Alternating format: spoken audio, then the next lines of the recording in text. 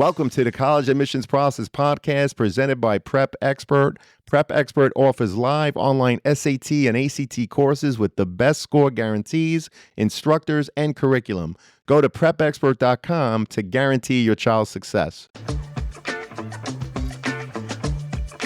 Welcome to The Cap, where we are here to speak with college reps and other professionals in the field of college admissions to help answer all your questions and guide you through every step of the process. So if you're serious about college admissions, you've come to the right place. Are you ready? Let's talk about it. And now, here's your host, Dr. John Durante. Welcome to The Cap, the College Admissions Process Podcast. I am your host, John Durante, and it gives me great pleasure to introduce to you today Benjamin Boivin, who's the director of Undergraduate Admissions at Manhattan University, which was formerly Manhattan College. Ben, I'm so happy to finally have you here today. How are you? Thanks for having me, John. Coming off of a fantastic open house weekend, so we're feeling great. Awesome. Really strong applications coming in, and we're looking forward to starting the reading season in our office. Well, that's terrific. And, I mentioned you were formerly Manhattan College and now you're Manhattan University. So I have to ask, Ben, since my first interview with Manhattan, which, by the way, was episode 35, released back in May of 2022, what can you share in terms of what's new on your campus?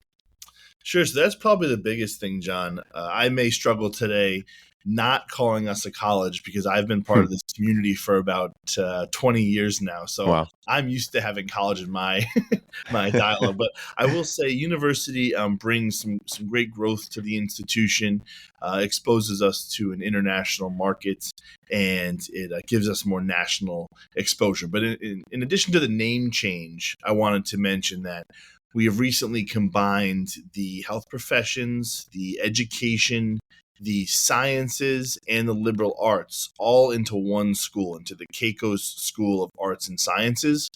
So Manhattan formerly had a School of Arts and Science, which broke off for various reasons into different disciplines. But that's one of the newer things that we've done is combined various programs into the same school now. So Keiko's School of Arts and Sciences is going to combine pretty much everything outside of business and engineering at Manhattan University.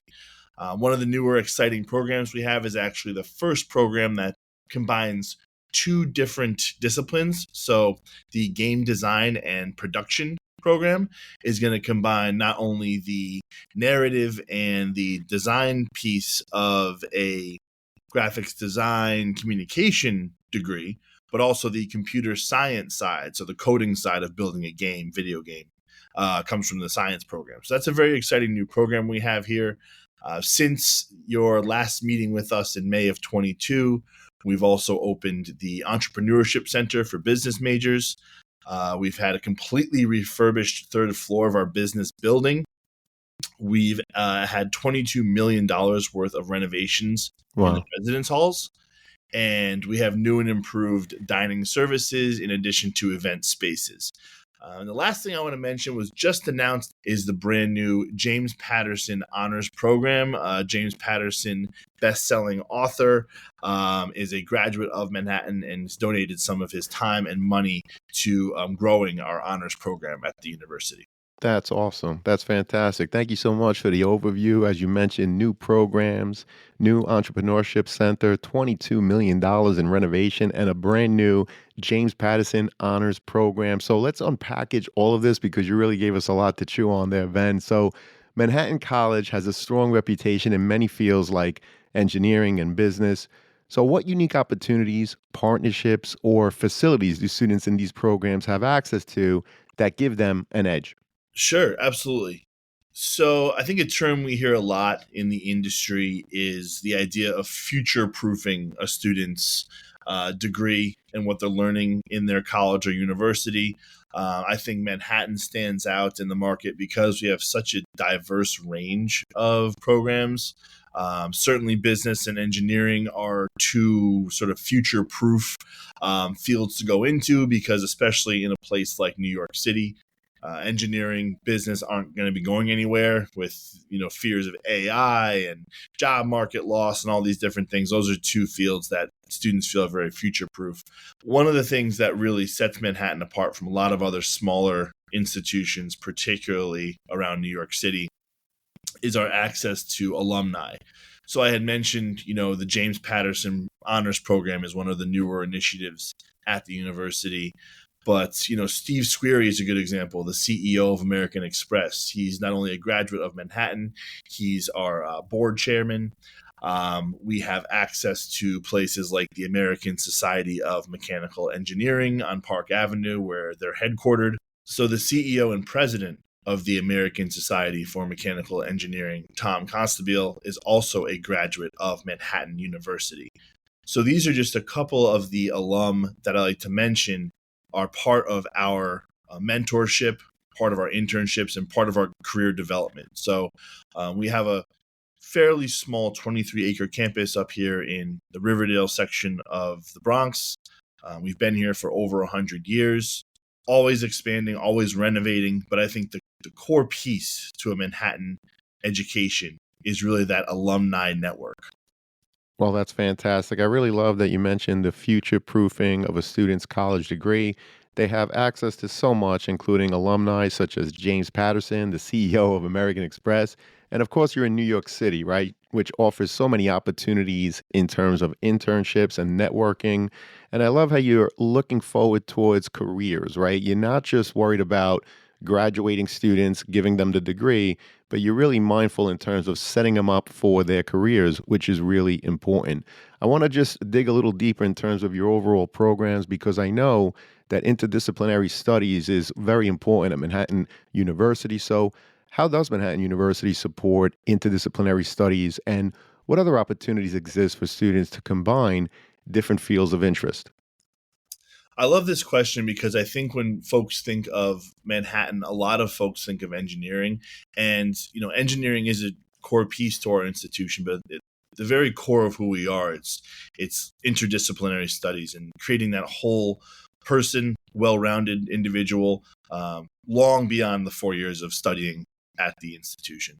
So one unique element of a Manhattan education is your exposure to diversity. And that's, diversity in our student body. We have students from all over the country, all over the world, really. Diversity in your experiences. We have Division I athletics, but we also have almost as many students in the performing arts at Manhattan. And the diversity in courses. So as a school with a little bit under 3,000 undergraduate students, we have a pretty robust catalog of academic programs for students to explore and engage with. Elective heavy courses, programs like arts and humanities, to more strict and concentrated engineering pathway programs. All students at Manhattan University engage with our unique, knowledgeable, and supportive faculty who for over 170 years have been educating that whole person I mentioned, heart, spirit, and mind.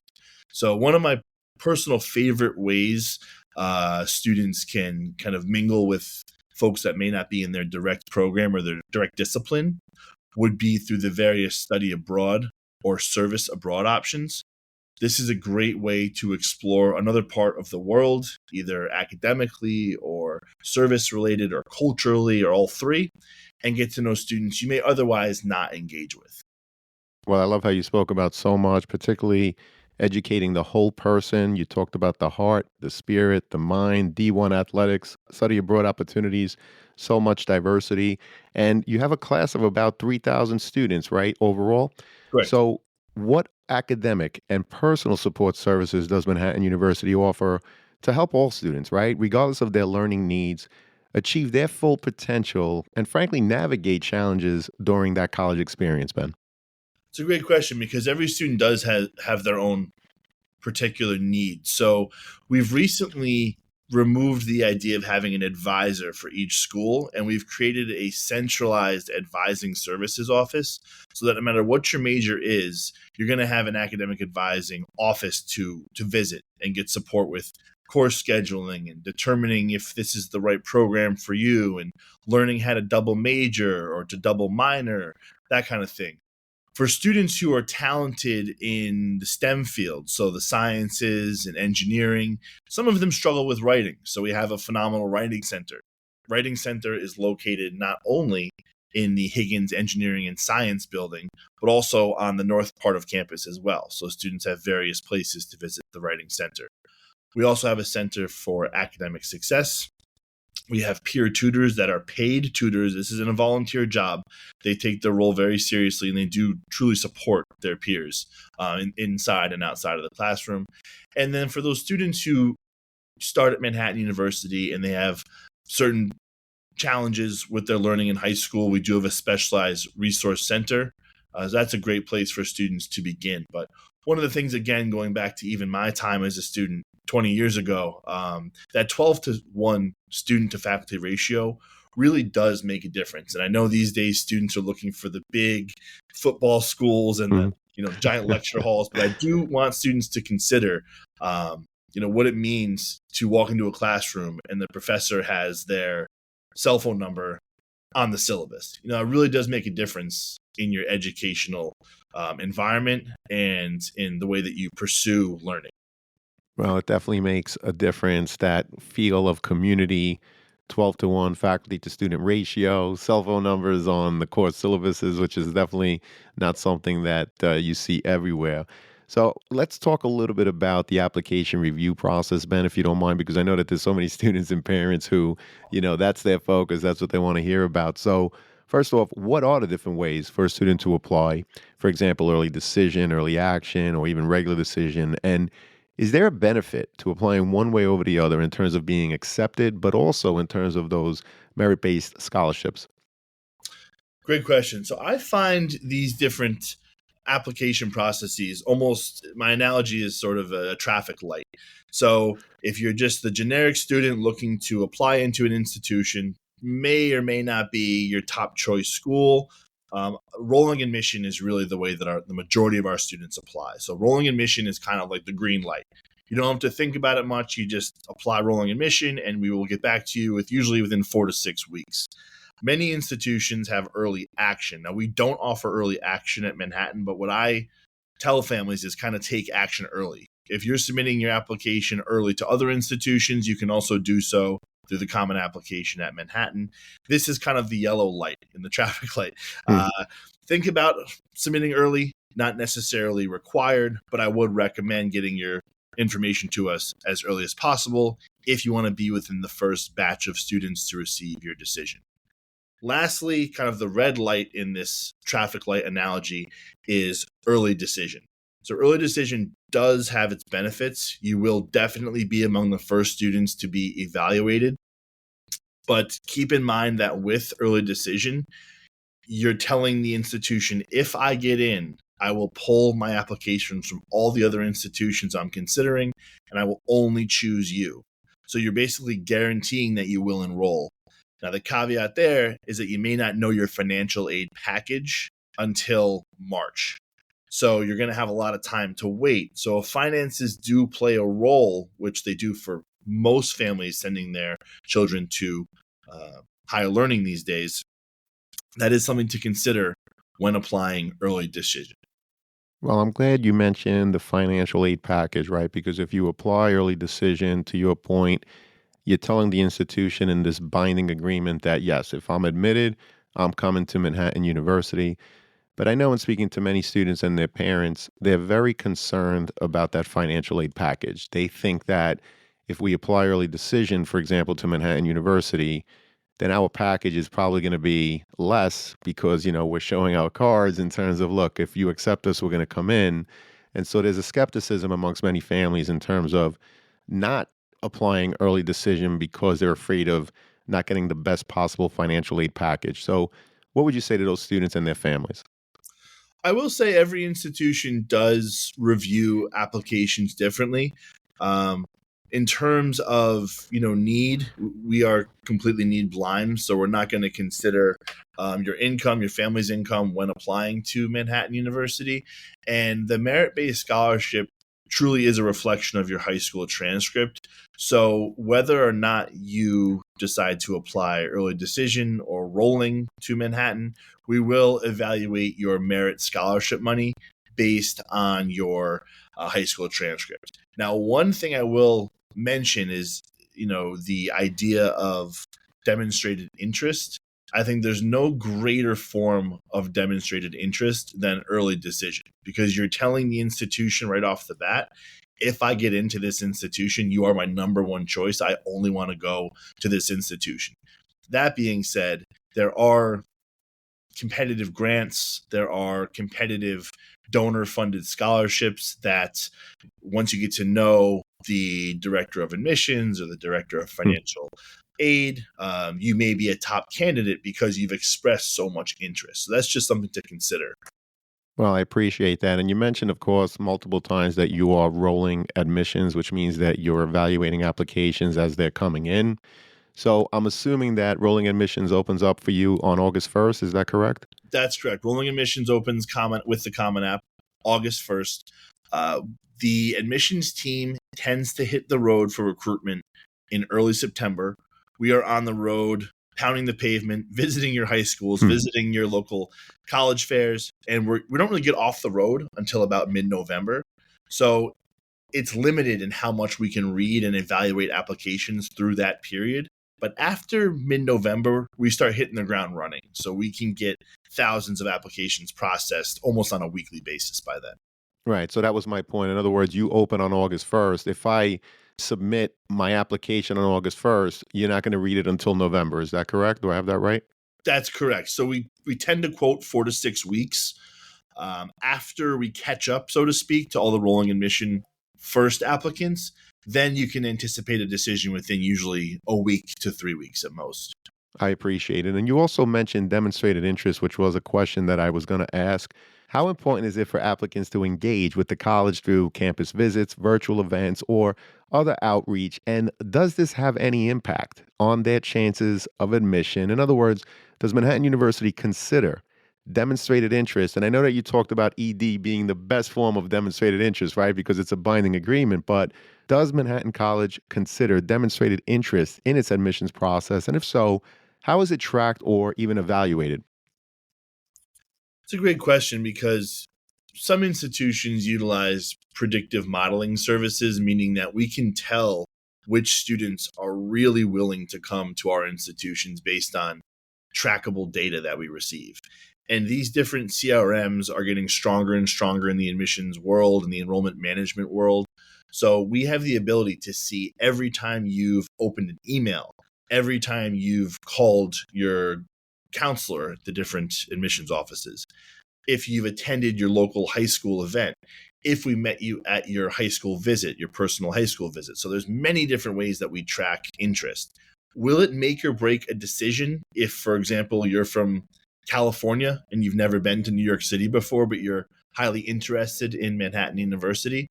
It can certainly help our decision as we evaluate your application. So demonstrated interest is particularly important for students who are on the fence of the average accepted student's profile.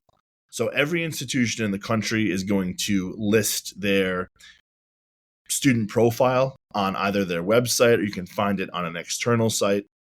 This is public data. So at Manhattan, for example, our average student is between an 87 to a 93 GPA. If you fall below, let's say, an 87 or an 85 or 83 GPA, it may be challenging to get into Manhattan on your first try. But if you've expressed a lot of interest, if you've come in for an interview, you've come to our open house and our information sessions, we've seen you at your high school, we've met with you in your guidance department, that's the kind of student that we know wants to be here. And from our experience, and the retention data will show you that the happy students are the ones that retain the best. So you may be under profile academically, but if you show us that you really want to be here, we can make it happen through demonstrated interest. Well, I appreciate that. And we always say that whether or not a university states that they track it or not, students, it's very important for you to do those things. Talk to the admissions reps at a college fair on campus if they visit your high school. As Ben said, open those emails, perhaps engage with those links that are embedded in them because those are things that they can track. But again, if the university doesn't track it, let's say hypothetically speaking, it's really for you students as part of your ability, your opportunity to find the right fit for you, right? By engaging with the college, it'll help you to learn whether or not the school is the right fit for you. So it is important to do, if not being tracked by the university, for your own education about the school. Now, Ben, the transcript is obviously a key component in terms of the academic review portion of any application. Can you share how you look at the transcript holistically as opposed to just looking at a GPA in isolation, for example? And do you recalculate the GPA as part of your review, or do you use the one indicated on the transcript itself? So it's really case by case how we're going to evaluate transcripts. Now, many New York schools will put the high school cumulative GPA directly on the transcript. So there's many out of state students that apply to Manhattan that have very different grading systems, weighted systems. So we have to recalculate those GPAs. We do also have certain programs where there are particular courses that are required. For example, our School of Engineering does require, at the very minimum, a student completes pre-calculus and lab physics before even applying to Manhattan.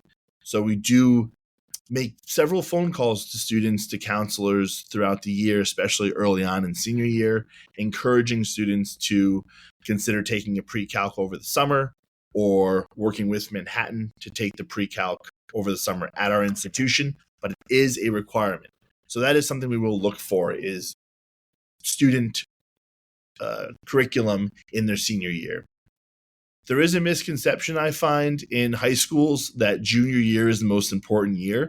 While junior year is certainly a very important year, it is not the most important year. For the admission staff, at least at Manhattan University, I would argue the senior year is the most important year, because we are going to be getting the outgoing seniors, not the outgoing juniors. So it's very important for us to see the senior year is challenging for the student, not over challenging, but we want to see a student challenging themselves.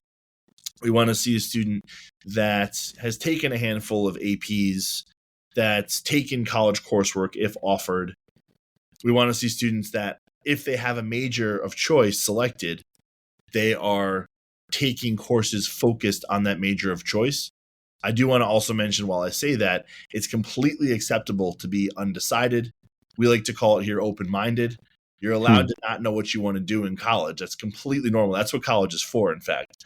But we do want to see a eclectic student if they're coming in undecided with a lot of different types of interests, and not just taking a gym and an art class in senior year and calling it a day. Well, I appreciate that, particularly talking about the fact that, yes, junior year is in fact important, but perhaps even more important is showing the rigor, right? Even though admissions reps are not necessarily going to see the grades during application review time in senior year, because obviously they're not available yet, but they're going to look at your courses in progress students. So it's very important to keep building ramps, keep challenging yourself, keep showing the growth so that you will be accepted to, for example, Manhattan University. What advice, Ben, do you have for students when it comes to putting together a compelling personal statement that will stand out in the admissions process? And are there any examples you could share with us now? Absolutely. I always try to advise students when writing their personal statements, college essays, to try to write about something unique that we didn't otherwise already see in your application. For example, and I always use the kind of the captain of the soccer team. Hmm. So we'll see that in your extracurricular activity list that you are the captain of your soccer team. We will likely hear about that through the letter of recommendation from your guidance department, from your soccer coach, from your faculty. So the last thing we want to read about in your essay is how you kicked the game-winning goal in your junior game to win the game. And I find that that's what we see a lot. So I try to have students, if they have a specific major of interest, write about what got you to that major of interest, write about someone in your life who's influenced you, write about why you're choosing to go to school in a specific area. But I will also preface this with, make sure you're not using ChatGPT. We are now detecting these different AI softwares that are writing essays for students. We also can immediately tell if a parent or a friend or a sibling wrote your essay for you, because it'll look very different from the rest of your application. So Hmm. if you misspell the word basketball in your extracurricular activity list, but then your essay is written by William Shakespeare, we can detect that right away. So just be mindful when you're writing your essay, be yourself and talk about your own personality. Well, I appreciate that. You gave the advice of writing about something unique. So the example of the soccer player, which has come up many times in the podcast episodes, as I'm a huge soccer fan.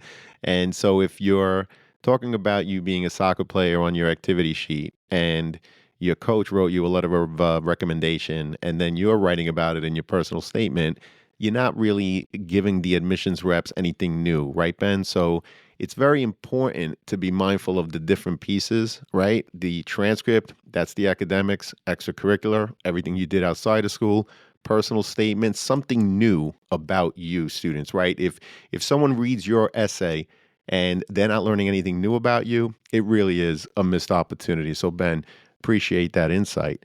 Another thing, Ben, is the cost of college is such an important conversation for so many families. Another thing, Ben, is the cost of college is such an important conversation that families need to have early to help them determine also the financial fit, right? It's not only the college fit, but also that financial fit. Where can your net price calculator be found, Ben, and how accurate is it to help parents regarding whatever they're going to get in terms of financial assistance and even merit based scholarships? So at an institution like Manhattan University, smaller in size, personalized support throughout your enrollment process, I would advise to contact our Jasper Central office, which now combines registrar, student accounts, and financial aid. They can help your family better understand what to expect.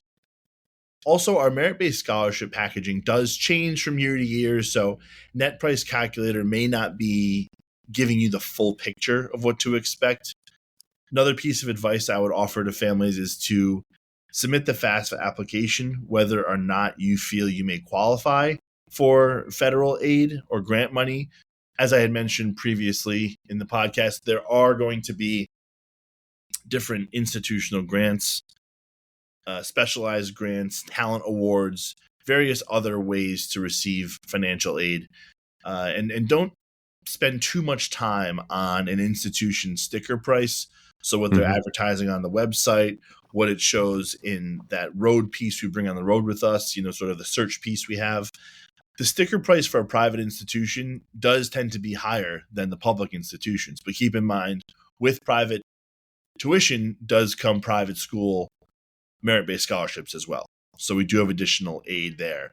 So try to, work on a case-by-case basis with admissions and financial aid counselors rather than jumping directly to a net price calculator.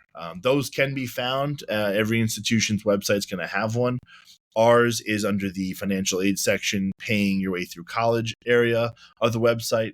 But I would advise, giving us a call and telling us your story so we can help you make the right decision on financial need.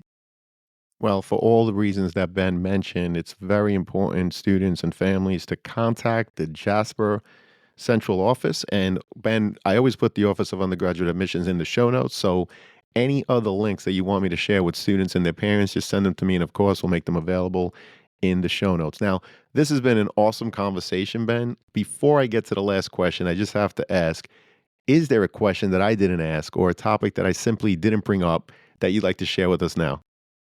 So I've been doing this for about 13 years. I would say one of the things we hadn't brought up in information sessions and in open house was, mental health counseling, and particularly coming out of the pandemic, I think a lot of students experienced high school years that none of us have ever experienced, and hopefully we never have to experience again, but a lot of isolation, a lot of questions about life. So I would definitely advise students when you're visiting colleges, universities, to ask about counseling centers, support services for students, so that if you get stuck in the mud, you know where to go as a college student. Every day isn't going to be perfect in college, but it's definitely good to know who you can go to for support when you have those tough times, because most colleges will offer those resources.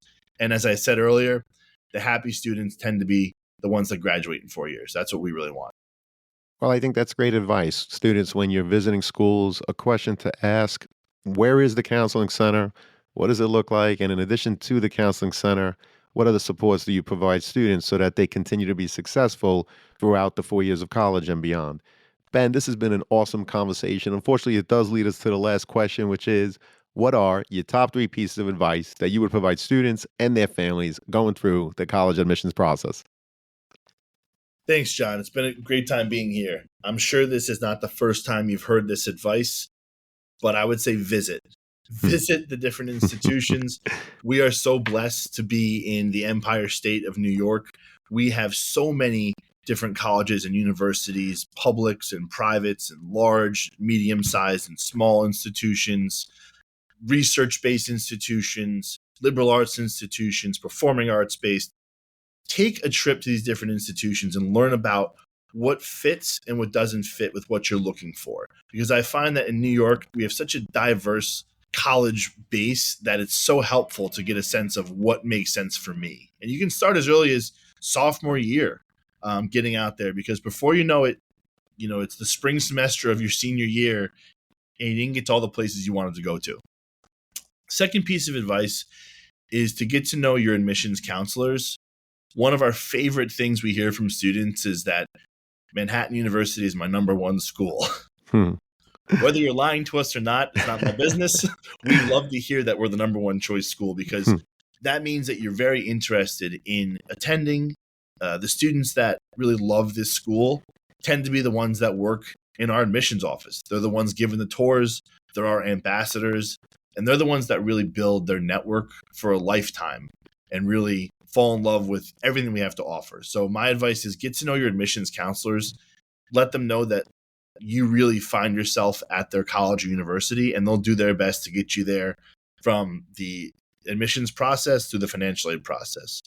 And lastly, and this kind of is a blend between the first 2 pieces of advice, but find a place that matches your personality.